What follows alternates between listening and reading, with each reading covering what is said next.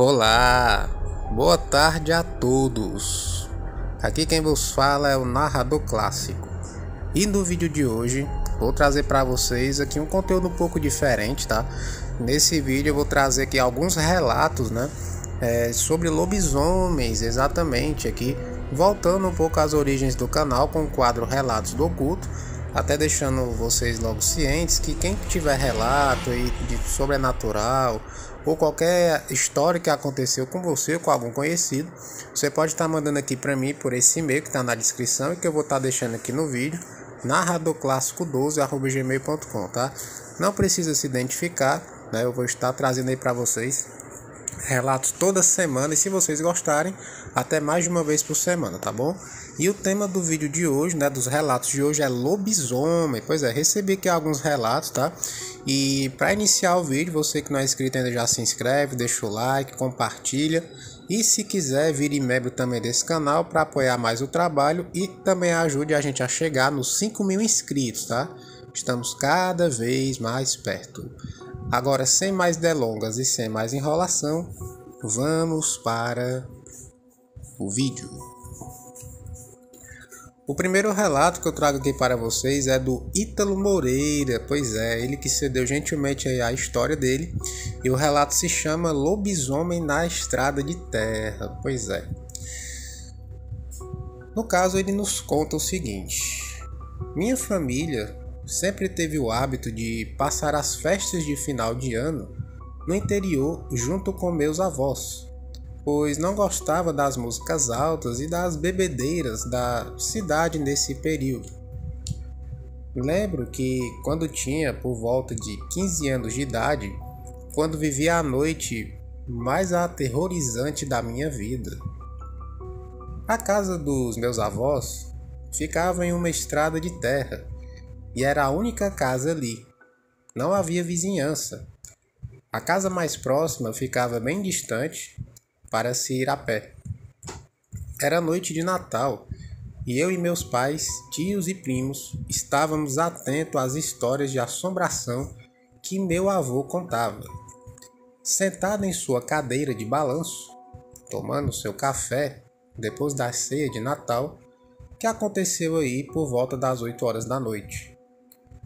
Eu amava aqueles momentos, mas lembrei que meus colegas de escola disseram que suas famílias só comiam a ceia de Natal às 12 horas da noite. Não era tradição você fazer a ceia apenas à meia-noite. Lembro que achei estranho, pois minha família sempre comia às 8 horas da noite. Porém, não comentei nada com meus colegas. Resolvi perguntar para minha família, já que estávamos todos reunidos ali.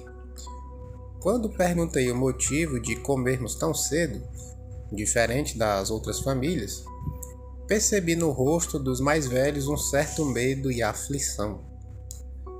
Eles não entraram em detalhes, só responderam que não poderíamos ficar do lado de fora, na varanda da casa, onde ficava a mesa que acomodava toda a família, porque era muito perigoso, principalmente porque tinha crianças recém-nascidas na casa. Deixei a história de lado, pois aquilo foi o suficiente para me convencer. Achei que eles tivessem medo de algum ladrão aparecer por ali. Na madrugada daquela mesma noite, acordei com meu avô e tios correndo pela casa, cada um com um pedaço de madeira e de ferro nas mãos. Perguntei para minha mãe o que estava acontecendo e, nesse momento, ouvi algo alto soltar um grito muito feio do lado de fora.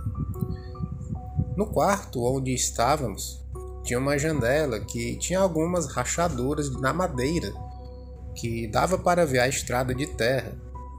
Olhei por ali e consegui ver um enorme cão negro correr de um lado para o outro na estrada.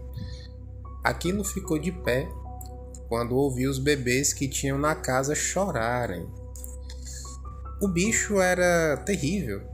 Parecia um cachorro e um porco grande ao mesmo tempo. Tinha um cheiro podre e seus gritos eram como se estivesse com muita dor e agonia. aquilo começou a rondar a casa, batendo e arranhando as portas e janelas, tentando entrar a qualquer custo. Minha avó começou a rezar com um terço na mão, enquanto meu pai, avô e tios se preparavam para agir caso aquela coisa conseguisse entrar. Os cachorros latiam e tentavam atacar a criatura do lado de fora, porém eram arremessados para longe. Tudo isso durou a madrugada inteira. Quando estava perto de amanhecer, aquela coisa foi embora. No caso, se foi. E minha avó alertou meus tios que se eles não batizassem as crianças, logo a criatura iria atrás deles. Muito sinistro, né?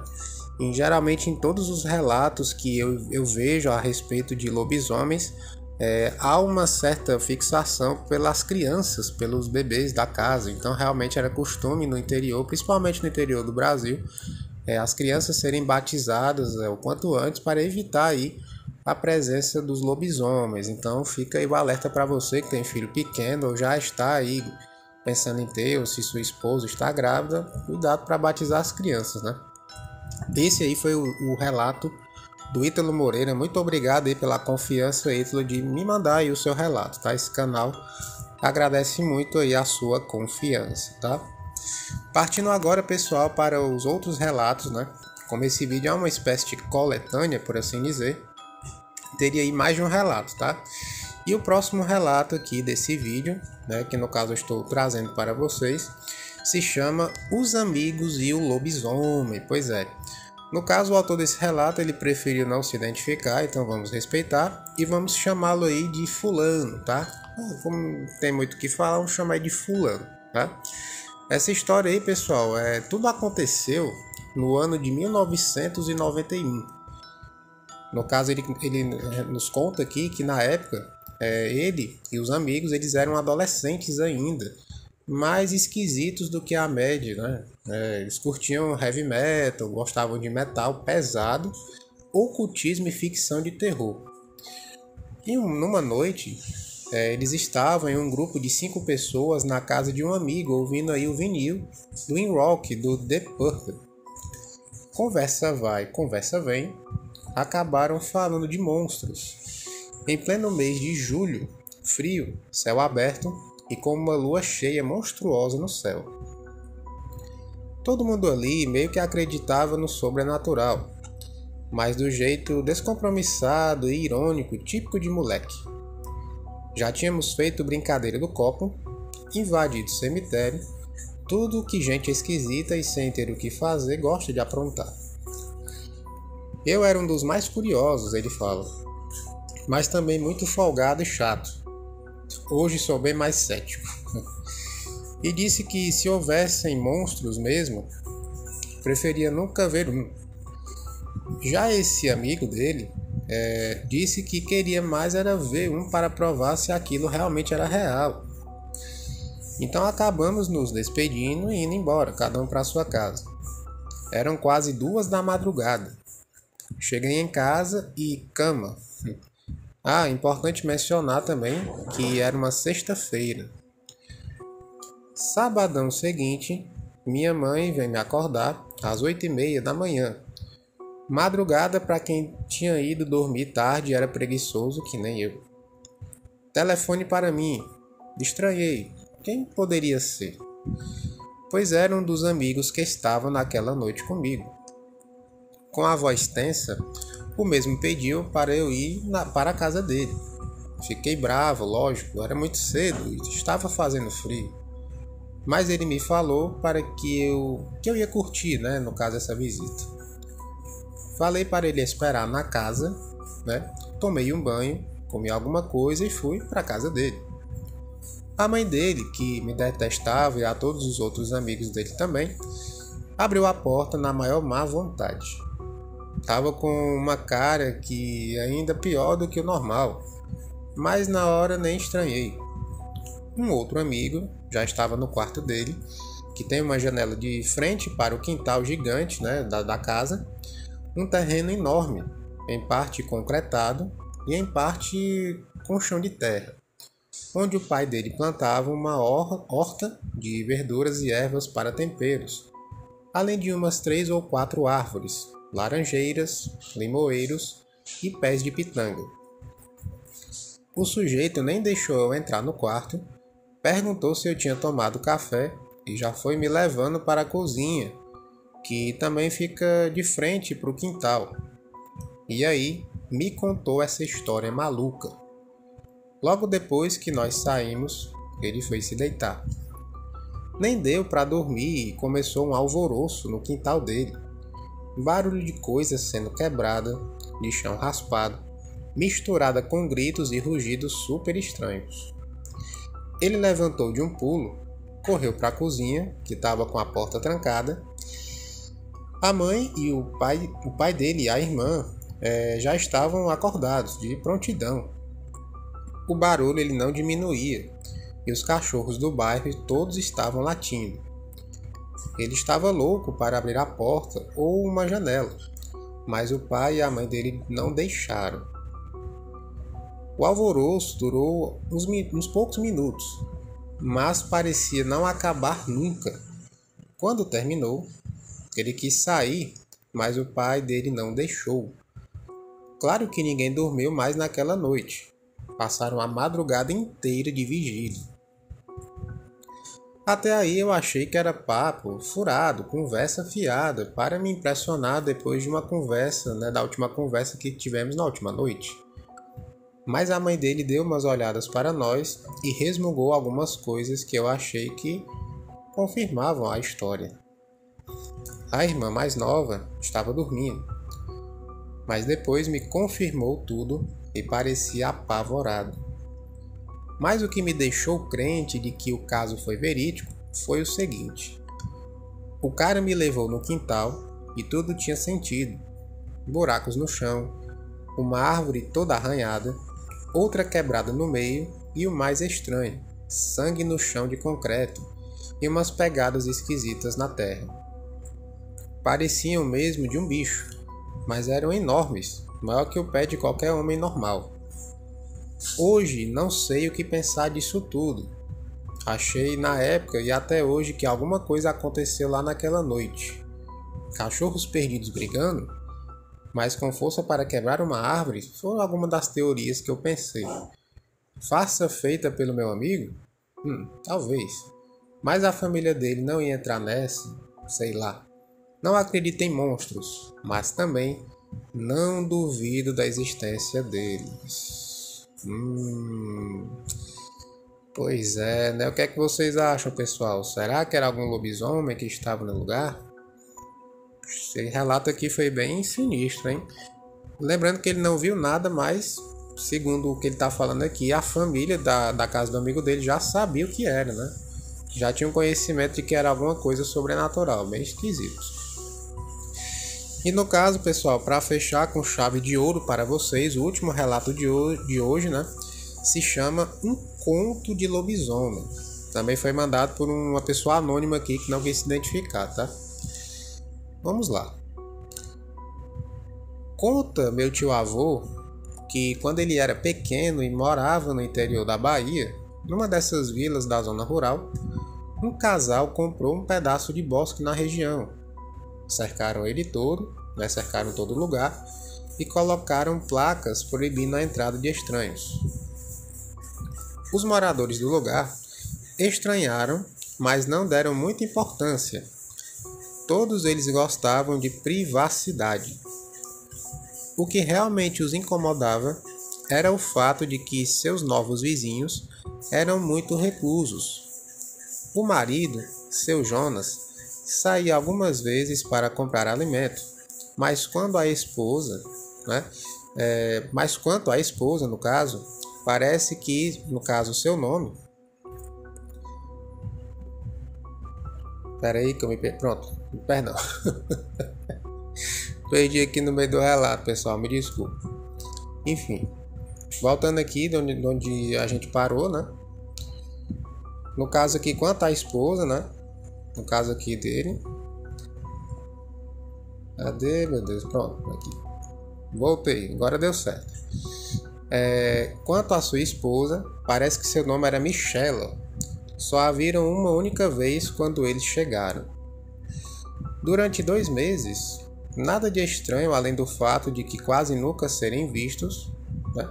Pareciam pessoas normais, gente comum daquela época. Depois de 2 meses nessa calmaria, alguns acontecimentos começaram a preocupar e inquietar os moradores da redondeza. Os pequenos animais domésticos começaram a desaparecer. Começaram com animais de casa, né? Gatos, galinhas, pintinhos e patos, e com o passar dos meses, os desaparecimentos foram ficando mais sérios e os cães de caça, carneiros e bodes também começaram a sumir. A comunidade então começou a se preocupar. Estavam roubando seu patrimônio, afinal o pessoal sustentava com esses animais, né? Um dos fazendeiros acabou por perceber um padrão desses desaparecimentos. Os animais só eram roubados durante a lua crescente, próximo à lua cheia. Presumivelmente, por causa da claridade, ele deveria ter se perguntado e por que não a lua cheia, né, quando seria o mais claro, mas ele não fez isso. No entanto, os roubos não deixavam nenhum rastro de violência, não havia sangue, os animais não se assustavam além do normal para acordar os seus donos. Não havia nenhum sinal estranho além de animais sendo sequestrados. Os fazendeiros daquela região, no entanto, cansados de serem roubados, resolveram se juntar e procurar o responsável ou responsáveis, já que desconfiavam de alguns jovens da vila vizinha, pois tinha uma rixa antiga por causa de um jogo de futebol que eles ganharam por terem roubado, né? Pelo menos era isso que queriam acreditar. Começaram então por organizar um grupo de busca e a varrer com cães de caça toda aquela região. Todas as fazendas foram revistadas e nada de estranho foi encontrado. Nenhuma carcaça, pegada, nada de anormal. O grupo já tinha visitado todas as propriedades, menos uma. Por questão de educação e política de boa vizinhança, apesar dos novos vizinhos não darem queixa de desaparecimento dos animais e de não terem sido convidados para participar do grupo de busca, eles deveriam ter sua propriedade revistada. Poderiam estar usando os bosques da propriedade como esconderijo para os animais roubados. Chegaram lá, por volta da tardinha, quando começando a escurecer, esta seria noite de lua cheia, o que facilitaria a busca. Os fazendeiros estavam cansados e não queriam mais estender a busca até o dia seguinte. Tudo iria acabar naquela noite. Alguns dos que foram lá aquela noite contam a história mais fantástica. Dizem, e somente para seus familiares, com medo de serem chamados de loucos, que ao chegarem à terra dos novos vizinhos, chamaram ao portão da casa, mas não obtiveram respostas, e já iam desistir quando ouviram gritos de mulher. Eles então não pensaram 2 vezes, arrombaram o portão e se embrenharam no bosque, atrás dos gritos, que eram horríveis, como se a mulher estivesse sendo espancada ou torturada. Lembraram o grito de porcos sendo mortos. Faziam o sangue dos menos corajosos gelar nas veias. Chegaram então a uma clareira no meio do bosque, e o que viram deixou muitos deles literalmente com os cabelos brancos. A mulher, Dona Michela, estava na sombra, meio curvada, diante do que parecia ser um monte de entulho. Puderam perceber que ela estava toda suja, e ao se aproximarem para ajudá-la, viram que seu corpo todo formigava, como se houvessem vermes imensos rastejando sobre sua pele. Seus braços e pernas e todo o corpo estavam com pelos grossos crescendo, e sua cabeça estava esticada de um jeito impossível. lembrava uma cabeça de cachorro ou lobo, e ela estava impregnada de sangue, e que o monte de entulho, na verdade, era o seu marido, ou o que sobrou dele. Ela estava com a cabeça do marido nas mãos, e enquanto se transformava naquela coisa hedionda, chorava e gritava de dor por ter matado o marido na hora da fome, pois ele não havia conseguido roubar nenhum animal, não desta vez, e ela o atacou para aplacar sua fome, e a fome de loba que lhe perseguia como uma besta faminta. Os fazendeiros então a mataram com vários tiros e incendiaram a propriedade, e nunca mais falaram disso. Dizem a todos que o que viram naquela noite foi uma mulher louca matando o marido. Somente membros da família deles conhecem a verdadeira história. História contada somente regada a muita cachaça nas noites de lua cheia, quando ninguém pode ser chamado de louco por contar uma história de lobisomem. Pois é, meus nobres, esse foi o vídeo de hoje. Esses foram os relatos que eu recebi, que foram mandados aí por e-mail do narradorclássico12@gmail.com, tá?